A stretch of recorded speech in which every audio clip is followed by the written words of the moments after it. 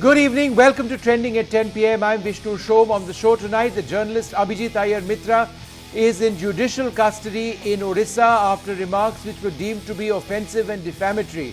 Mr. Iyer's remarks on the Konark temple, his supporters say, were made in jest and were not malicious.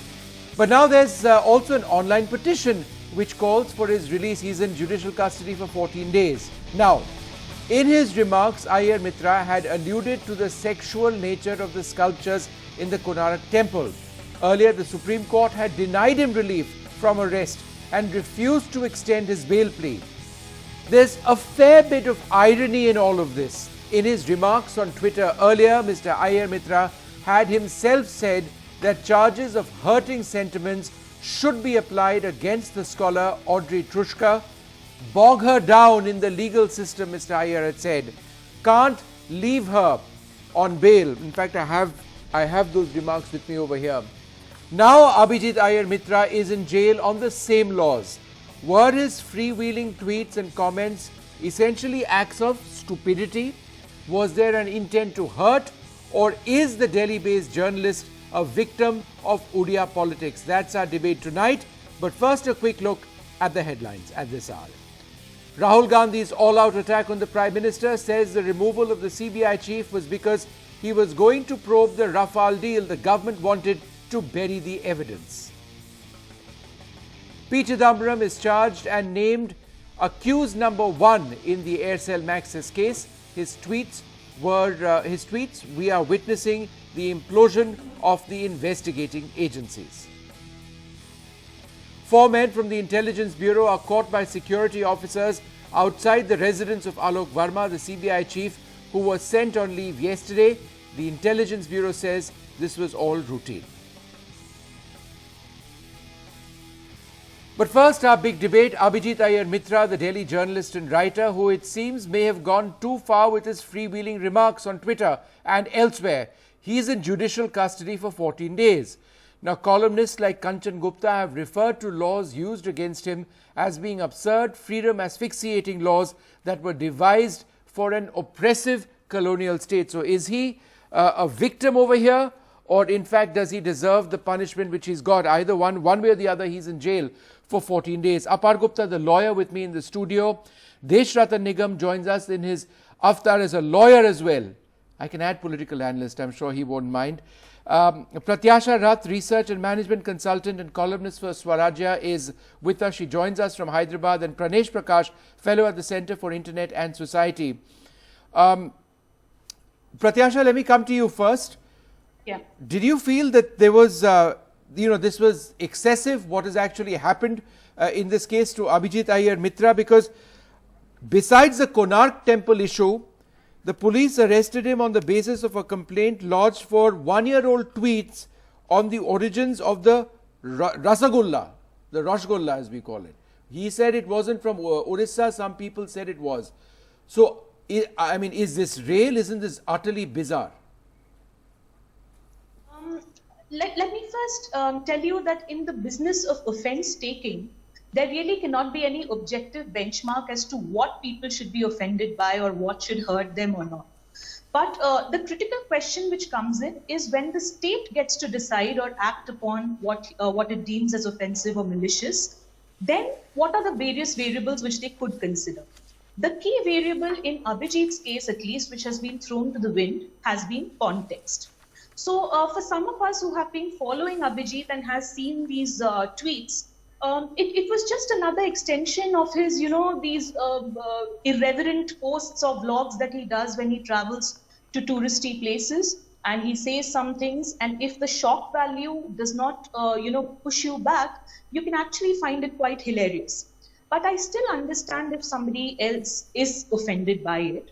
But even then, in Abhijit's case, what has happened is he has repeatedly apologized. He has offered unconditional apologies, once to the media, once to the House Committee in writing, and the final time in person to the House Committee. But even then, all of these apologies and everything has been forgotten. This kind of offense taking, at least in the past year, is not new to Orissa.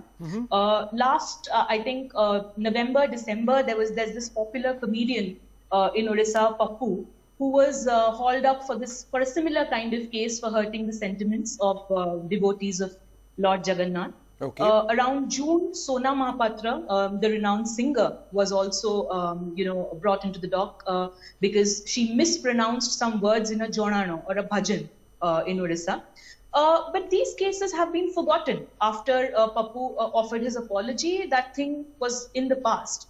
But with Abhijit, it just keeps getting on, more bizarre, and it's a theatre of the absurd which is playing out. Deshratan Nigam, he'd gone to the Supreme Court, did Abhijit Iyer-Mitra. The Chief Justice of India actually denied him an extension of his bail and said he'd need to follow the procedure. He is now in Orissa and is in jail. What was the larger message which the Supreme Court was trying to send out?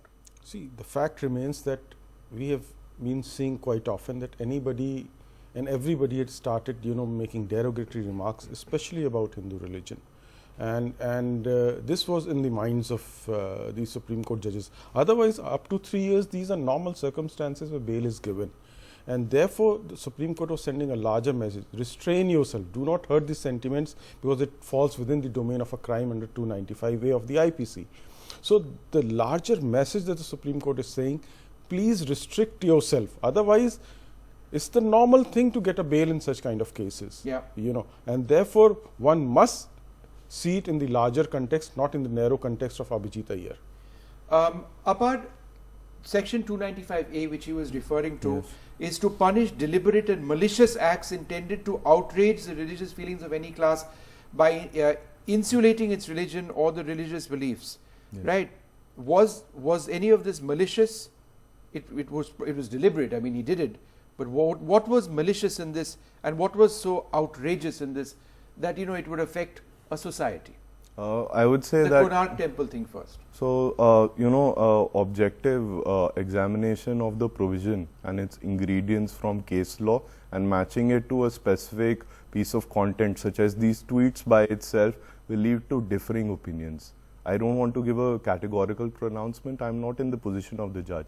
But what I do want to press on is that over time, these standards have been applied in subjective assessments, and two judicially trained minds of the best judges will in fact reach opposite conclusions. Yes. So this shows that the law by itself, at least in its application, is something which is vague, subjective, and not providing adequate notice to a speaker.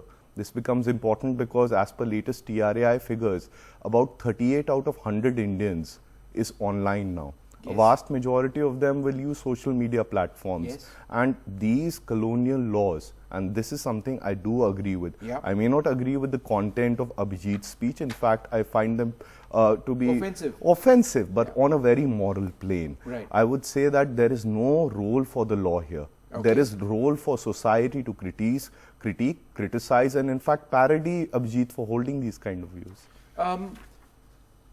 Pranesh, isn't it ironic, strange that Abhijit Iyer-Mitra himself is somebody who has made all of these remarks in the past when he's targeted others. For example, he's targeted targeted scholars Audrey Trushka in the past, and he said file a criminal hurting sentiments case against her and bog her down in the legal system, can't leave her on bail, right? And now he finds himself behind bars on the same thing. Here's another example. It is precisely the fact that the lefty scum do not obey the law that is the advantage, because then you are justified in throwing them in jail or legally machine gunning them down, right? And you can keep going on. Human Rights Watch or US Interests Watch, Time for India to throw HRW clowns in jail. Now, the irony over here is that he finds himself in jail for having, and in the past has asked for others to be in jail for the same reasons. Isn't that utterly bizarre?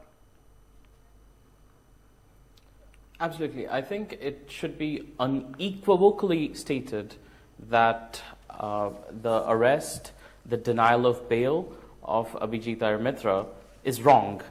That I can't see for the life of me, on the basis of the tweets which have been cited and on the basis of the short video, how any offense is made under 153A of the IPC or under 295A.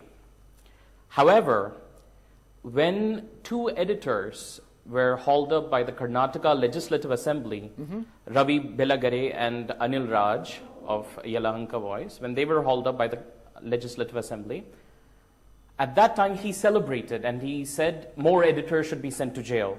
Yes. So the same way that the Odisha Legislative Assembly hauled them up, the Karnataka Legislative Assembly hauled up these two editors and he celebrated that. The same way that he's been arrested now for some absurd tweet about Rasgullas.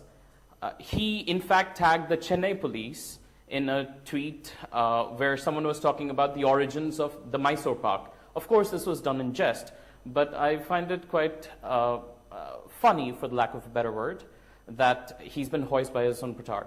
Now, that's not to say Yes. that these laws are not dangerous. They are absolutely undemocratic, especially in the way that they're being applied, and the kinds of powers that the police have for arrest in India are far too wide, and we absolutely need to relook at these laws to remove some parts of them, including criminal defamation, and we need overhaul of the free speech laws in India and as well of the police powers of the state. Okay. However, while doing this, we should not focus merely upon cases like Abhijit Iyer-Mitra's. We should also focus on cases of the environmental activist Makkal Athirangam, who were also arrested under 153A in Tamil Nadu. We should also focus on the case of Mohammed Salman, who was